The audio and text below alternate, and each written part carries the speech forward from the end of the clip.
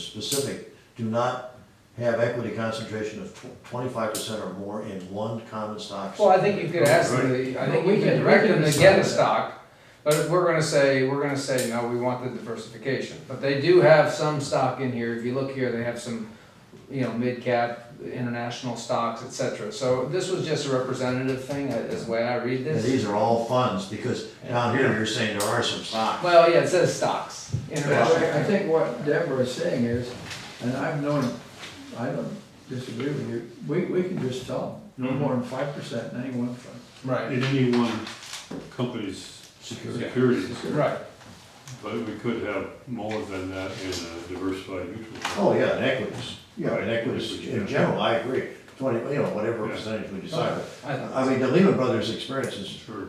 was so fatal to this county and this city. Yeah, That we, okay. and that was their mistake. They had 15 or 20% in Lehman Brothers Yeah. in their portfolio. Right, Well, so, I mean, we would be agreeing to a discretionary trustee, so we would give them direction, we would adopt a policy, and we would set the allocation, but they would still be making the investment transactions. fine. They're not gonna be calling us every time No, we're no, making right. a trade, like they do with our own But we want the portfolio. limitation that they don't invest in any one security greater than 5. Absolutely, we can That's put that in our So I would policy. vote on the motion if that was part of it. well, let's make that. Alright, fine, So, that's fine. so if we With could do one a motion limitation. to recommend the creation of an IRS-approved Section 125 irrevocable trust to pre-fund the OPEB costs, using PARS as the trust provider, Yeah. and With having stipulation. the investment policy come back to the finance committee for approval. Okay, That's fine. fine. Is Yeah. that That's fine, okay? so then you get a chance to meet the guy. Yeah, that's I good. mean, we had Orange County. Deborah, thank you very much for figuring this out for us. Someone got You know, the- it was- When I came here, it was hard to know what the council had taken direction on, since I was new, and thank God Bill said, we already voted on that. So then I did the search and I thought, oh, we did! It says bring it to the finance committee, so I quickly got it all Probably. together. No, we try not to have too many things fall through the crack. Mhm. So anyway, so that's good, I'm glad we got this chapter done, and it will go to the council I on think I 2 can get weeks. it on May, yeah. Good. Yeah, so there's a resolution, the city attorney's. I still, on the active employees, I still think you should consider whether we should go out for competitive bids compared to PERS. Well, And I don't know what the risk is, but we should look at that too. Greg, I don't know, I've looked at a lot of small employers who come to me for help and so forth. If you have as few employees as we have, you're screwed. You get high rates and unstable rates We have 34 active and the great thing about We're down at 34. PERS, right now. great thing about PERS, this is PERS Health now, not PERS Pension Funds. And I think PERS Health benefits, Well, with as far as I 34. can tell, they're honest and efficient and so forth. I think they do a good job. Yeah. My concern there is a different thing, which is to do with what are our contribution policies? Because I think we ought to consider, for example, what we do at Stanford for our, not that Stanford is perfect in every respect, so I apologize but anyway, for active employees, we offer them a range of choices that are similar to PERS. Mhm. And university pays in full the price of Kaiser, Mhm. which we regard as high quality, well coordinated, and everything else. And it happens to be our lowest price plan. And if you want fee for service, which costs more, you pay the difference. Do you pay the Kaiser Health, and then do you pay on top of that a dental and then VSP, and then that becomes their menu that they can use for the single employee? Or do you just do the medical and that dental isn't covered? We have a separate dental plan, which the employee can buy into. Yeah, but you don't provide dental and vision. Do you give them the money to buy that?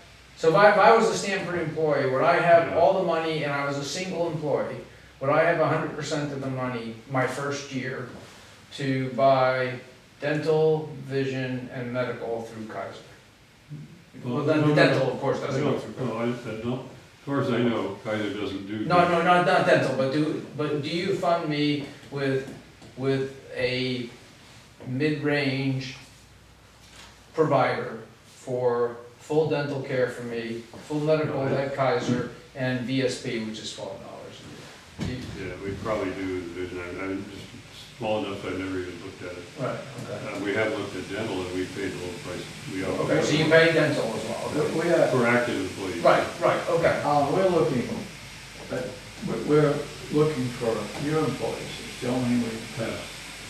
And a plan, I think, would be very similar to what you. I just did the calculation for Stanford, and if all our employees are on open-ended fee for service, which is what some employers do, that would cost us $20 million a year more than when we just pay for Kaiser. Okay. And What, do you know what Kaiser, for medical, do you know what the monthly for a single employee is, roughly? Well, if you've done that analysis for what the prices are and what you looked at and what you agreed on, is it can you forward that to us, to Jim and I? Because this is one of the things that we're looking at right now. let me just say, yeah, I'm happy to do that, because it's not secret, you know. But you probably noticed that some of them, it's age adjusted. Right. Mhm. That is, both the rate Kaiser gives us is based in part on the age and the diagnoses Mhm. and their experience with Stanford employees with Kaiser. Okay. And then when we get it, we normalize it to if they had an average Stanford employee, which costs more than an average Kaiser employee. Okay. But but if you How understand. about range, is it 300 a month or 700? Oh, no, an individual. Watching the street I so think it's much, like they never watch my 450 street, no wonder, they must do this street all the time. 450. What did you say? 450 a month. 450 a month. Okay, well, Remember you know, this, we are older We're getting than, close. and it's something like 16,000 per family per year. Okay. But not a secret, I'd be happy to. All right, good. All right, what's the next on our agenda? But anyway, the other question is, with the retirees, which is what I was trying to get to, what we have done is to say for new employees, or actually employees below some particular age, Stanford will make, for the retirees, will make a defined contribution. Instead of what we used to do is to say, Stanford will pay for the low-priced plan and give you the menu of choices, Mhm. and you take your pick. The trouble is our accountants pointed out, with healthcare inflation going off and doing Yeah, everything, yeah. you don't even get a finite present value. Mhm. So we created a formula which is Stanford pays $100 a year multiplied by the number of years you have worked for Stanford for, so that is like for 30 years it'd be $3,000, Mhm. escalated each year by the average increase in total employee compensation, which is like 3% or something per Okay. year. So that gives us something you can calculate. Okay, that's a good plan. And that's, Yeah. and it's finite, it gives you some. Yeah. All right. And I think somehow we ought to look at that, and because. Well, we discussed this thing about a year ago, Yeah. and so we've been, We're Jim and I have been responding. pushing the other council members to move forward. Alan, is that active or retire? That defined contribution is for retired. Retire. So for active, we have 5 different choices, and the least costly is Kaiser. And you can have that in full Mhm. free, but if you want anything costs more, you pay more. And you pay the difference. Yeah. And so Yeah. now, I think that's fair. 44% of our employees are now in Kaiser by choice. Yeah. Even though Kaiser is quite inconveniently located from Stanford. And we have the famous Palo Alto Clinic across the street, and we have the famous Stanford Medical Center Mhm. on the campus. As I say, 44% of our But employees. they can't compete, is what you're saying. Well, they compete and lose. Compete and lose. I mean, some of our employees choose them, but Right. the And large- every agency has their own contract with these providers, so I'm sure Stanford has negotiated something with Kaiser that is different than what PERS negotiated with Kaiser, so the Yeah. premiums are gonna be Okay. different. Well, the negotiated rates Yeah. on medical are unbelievable when you see what Medicare has negotiated. Okay. Well, anyway, we're a little off topic. But So- anyway, I so- hope that sometime we can get back to that and, Right. Okay. Okay, so I'm I glad we thank you got for that. your motion there. Okay, so now I just wanted to go over item 6's discussion of the council goals, capital improvement program, and general fund revenue estimates. So I provided you with the staff report that the council had before them last night, and I have the PowerPoint presentation here. You're welcome to take a copy of it. This is the 30th, sorry. the I date have on it is I've got wrong. one. You have one? Yeah. And so I just wanted to briefly go through that and see if you had any questions. The process that we've been going through with the council is that we've asked them to go ahead and identify the goals for the town for the next year and beyond. And then we are putting together what our expenditure plan is gonna be in order to meet those goals. The council met 2 times to discuss that, and we're gonna go back and have them prioritize the goals for us. Also, the Public Works Director's been analyzing the infrastructure needs, and so he put together a 5-year capital improvement plan. We went through that with the council. And I've been developing some revenue estimates, and so the staff is getting together to put together the final expenditure budget, and that'll be presented in May. So one of the things, if I could jump in, at the, as Deborah mentioned, the council was presented, and we'd already started going through, what were the major goals here? The goals started on page 11. And so what we ended up doing, do they have a list of all the individual sections of the goals? That's the attachment to the staff report. Right, so okay. So I have this because here. we've kind of had some things get in front of them, Please? yeah, there are these goals that are here, which, they lumped, the staff went ahead and lumped some things that they would like to get done or recommend we get done in each of the major categories. And so like here, for example, in community safety, there are 12 items. And what the council is going to do is, after this meeting and input from this meeting, I'm hoping, is the council is then going to identify within community safety, what are the first, say, 10 that everybody says, what's the top priority? So then as we're developing the costs associated with each of these, we'll be able to know what they are. And it would be helpful if this committee perhaps could give you, over the next couple of days, any additional words that what the council did as well. Like maybe there's 2 other things that they want to list in community safety. And then they would then go out, whatever this committee does, then the council will then see the committee's input, and then they'll go ahead and prioritize, and that's what will get priced. And so that way, as opposed to you just sending something to the council just now, it might be worthwhile to give the committee here an opportunity to add 1 or 2 things, and then send it out. Well, I'd just like to know, the last one here in that section is expand crime prevention and suppression efforts. Well, how much are we spending on crime prevention and suppression efforts now? And if we expand it, how much more would we spend? And exactly what would we get for that extra money?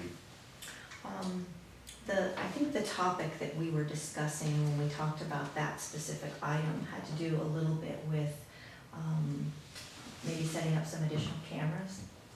And so that was kind of the topic, and we put it into a little bit more broad definition. It wasn't increasing the police force. And so it wasn't right, and we don't really have a way of dividing up what we do into crime prevention versus patrol versus the other things, because we are a small department. But that was a little bit of what the focus was, and we just put it in talked about broader context. Focusing on cameras. Well, That was one of the council members had brought up, that it might be a way of preventing in crime. some areas So of there's different town, things we'll be analyzing. We're not gonna put cameras on El Camino, are we? It wasn't about traffic cameras, no. Oh, It was not about traffic safety cameras, it was more about It'd be safety in do public that. areas It's type illegal. cameras. It's illegal, but I wish we could do speed cameras. Oh, you think it's illegal? Do they- The chief told me it was in California. Well, but Is it- Menlo Park was. The red light cameras. No, I not think red is what light, he's speed talking about. cameras like they have in the UK. Yeah, we're not doing speed Then cameras. actually, No, red light cameras is what I was talking. yeah, but But one of the things that we brought up yesterday to Deborah and to the team was that some of these things are investment, and just as you said, we'd like to know if it's what's the return on investment. So just as you said, what are we gonna get for our money? You guys are asking us to put in extra money into, say, the police force, or into paving the roads, or putting in, say, new street lamps, because they're saying that if we go with LED street lights, for example, it will suddenly, we'll save money, in energy usage. And we said, okay, well, over how many years? 100, 10, 1, whatever it is. So if it's a return on investment, we'll make a business decision.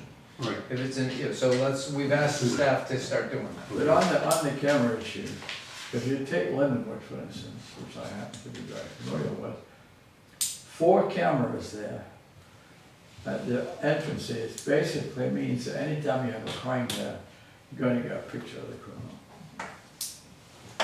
Because there are not that many ways in and out. Mhm.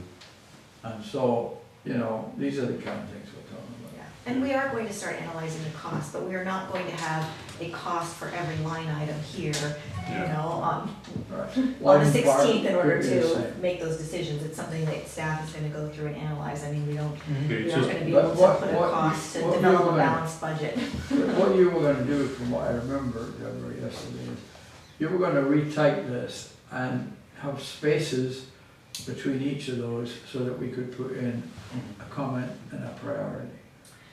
It's what we talked about doing, and I'd like your feedback on it at our executive meeting today, was provide this list, with the edits on it, and ask each council member to rank 1 through 25, what was their highest priority, and then we could go ahead and Right. add those together and see where things fell. So not that you were ranking within each little subcategory, but you were really gonna go tell us what your top 25 priorities were in Yeah, order. Out of the And 67. then, and then we could go ahead and Right, tabulate okay. that and see where it Yeah, fell. I mean, I suggested the 25. And, but So it seems like an easy way to prioritize. But these are too broad and abstract, like expand crime prevention.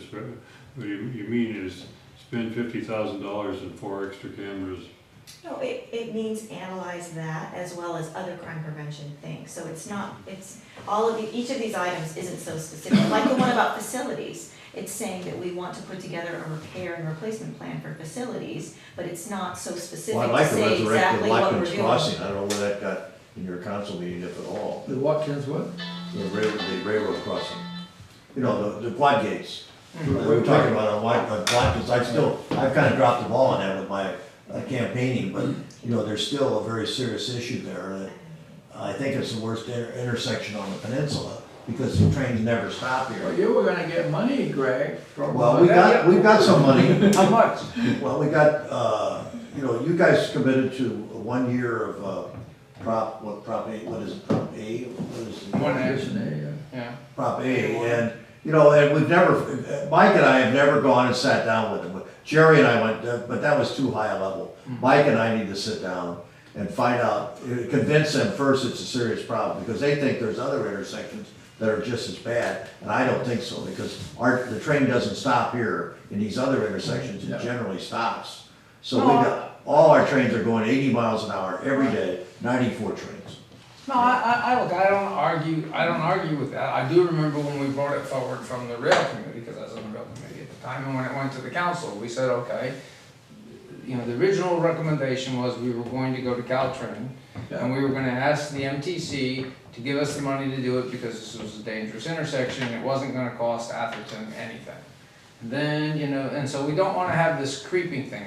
Do I believe that it's a bad intersection? Yeah, I've driven out here after a council meeting, 1 o'clock in the morning, you got that 1 o'clock train coming up there, and you're turning left, and you suddenly, it's easy. I can see where you're saying it's easy to be coming out onto Watkins and just cut across, and miss it and get hit. I agree with you. But, if I remember right, it was anywhere between $240,000 and $400,000. And It's gonna be more than that. right, and it was gonna be, but it started out as being 0 to the town, and now it's Right, well, probably they gonna, progressed wrong. yeah, And I think where it is now is we've got to sit down with, what's his name, Chuck Chuck, whatever his name is, he's the operating guy. Yeah, Scanlon? I know. No, not He's Scanlon, a no, Scanlon. real asshole. It is Right. you're on camera, is it our responsibility to pay for that? Well, we're negotiating. So they put this one up free. They spent $1.5 million on referrals. Yeah. And I think that they did that without any cost to us. So isn't that Caltrain's responsibility? No, well, it is if, in the long run, but I think if you wanna have, what's happening north of here is they're having quiet, there's 3 cities are trying to get quiet zones. And they're negotiating how much the cities pay and how much the Caltrans pay. And down in Orange County, they did 50 miles of quiet zones where they had quad gates at every intersection, and they paid 17% to cities. So my position is, hey, we're willing to put up 17%, but they're saying, well, we can't, Mike and I need to sit down with them and get something concrete to bring to the council and the I committee. mean, at one point, you and I talked about this, on the basis that if they put up 75%, would we consider putting up 25%? And I think, That was what we But, talked but about. we can't have all these creeping things, but this is where I'm mentioning to you, to Greg, is that if you feel it's important, let's put it on the list. well, I think it should definitely should be on this I list. think we should put it on you put it on the list, and then we get the council members to vote for it. Yeah. I'm Watkins, concerned, quad gates, right, I'm concerned about these creeping things, cause I. Watkins, quad gates, the gates right here that you got right here, the Fair Oaks are quad gates. You got 2 arms on each side.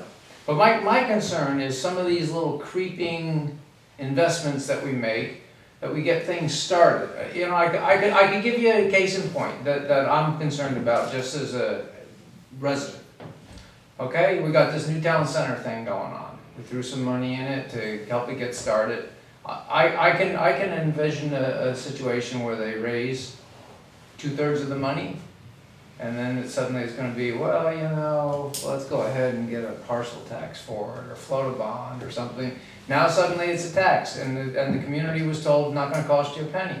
So we can't, we can get certain things, but we're really gonna have to put a hard stop on how far we're going to go, because we can't continue to kick the can down the road and then suddenly we're half pregnant, and then we've gotta pay for Well, the we rest haven't of the agreed to pregnancy. anything with that. I agree, but I want you to understand. Well, we haven't had my a city thoughts. manager. I think, I've been functioning as a city manager and dealing with it.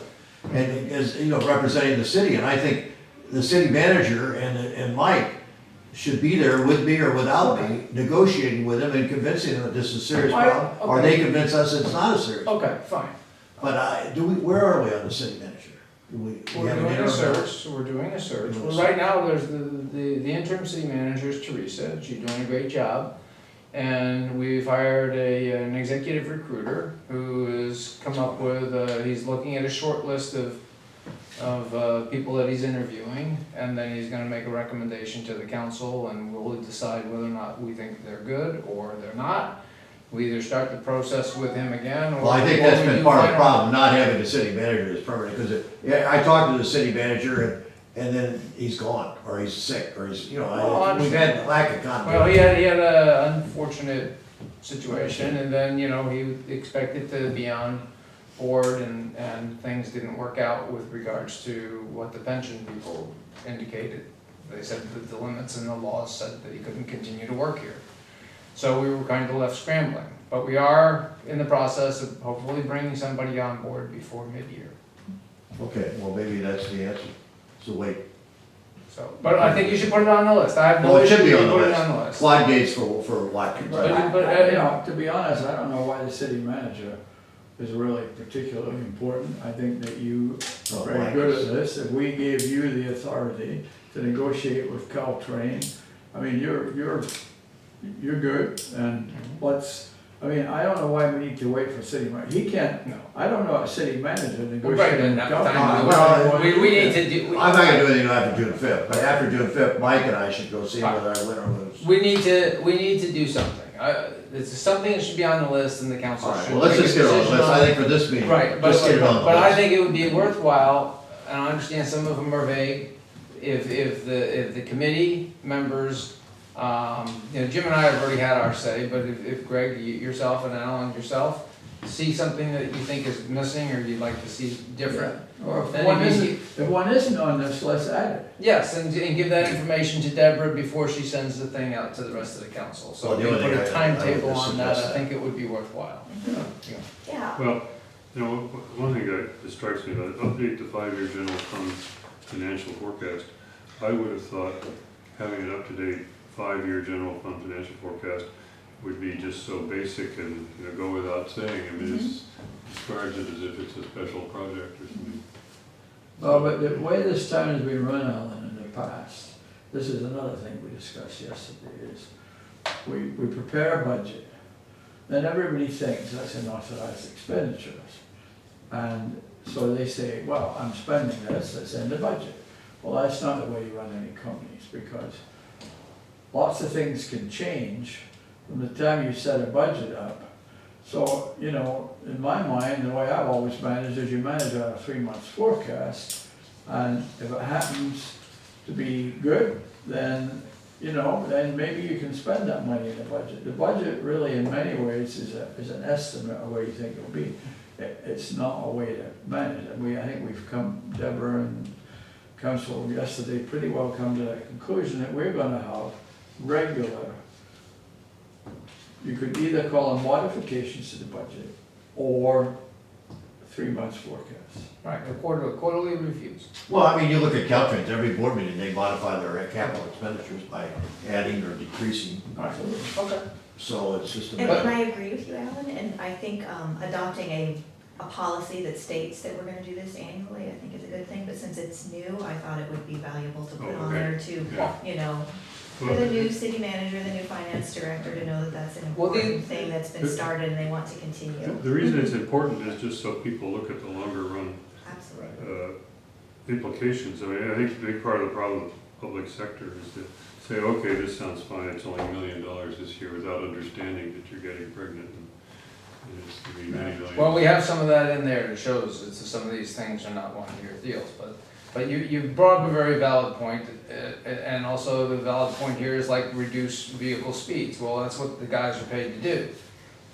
Police officers are supposed to be running traffic checks, and so that doesn't mean we have to hire new people. It just means that that's the task they need to be doing. That's all. And they've actually been making huge improvements in that. They will. Since, they already have, since Ed Flint came on board. I mean, if you come to Transportation Committee, you'll see the number of tickets we're giving out relative to what they used to be. Well, I'm getting back into this. The one other item that we considered anyway is the congestion money in Prop A. And I don't know where that fits in, because other cities are getting money to do improvements on roads and highways. We've suggested in the meeting yesterday, soon will be posted on the YouTube, you can see it there. But we did say that there is grant money available. Yeah. One of the things is the Peninsula Traffic Congestion Congestion. Relief Fund.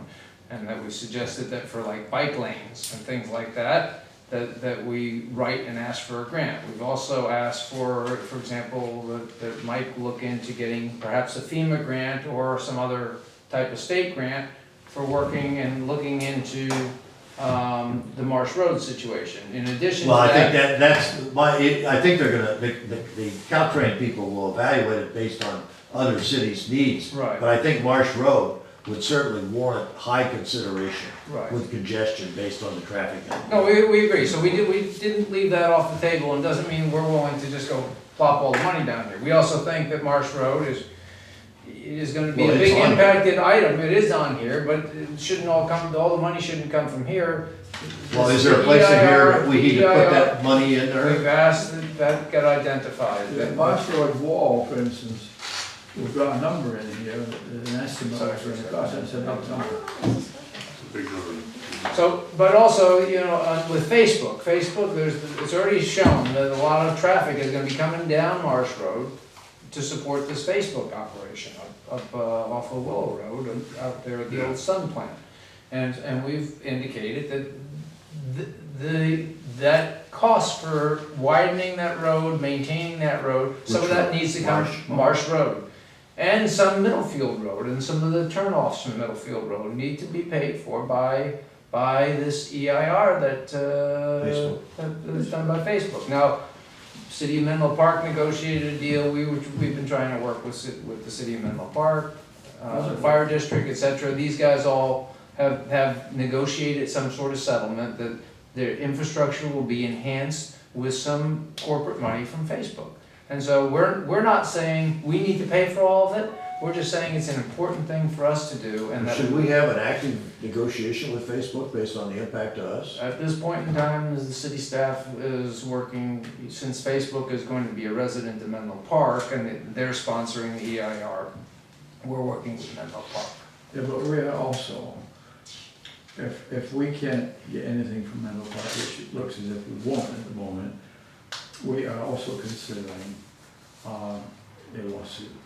I would think they would be glad to meet with us without a lawsuit. Well, yeah, we're gonna explore that. You know, a number of us have had individual meetings with Mike and with Teresa. I'm gonna talk to Teresa about that again today. I know what the fire district did. You know, I spoke with Stephen Nishbaum.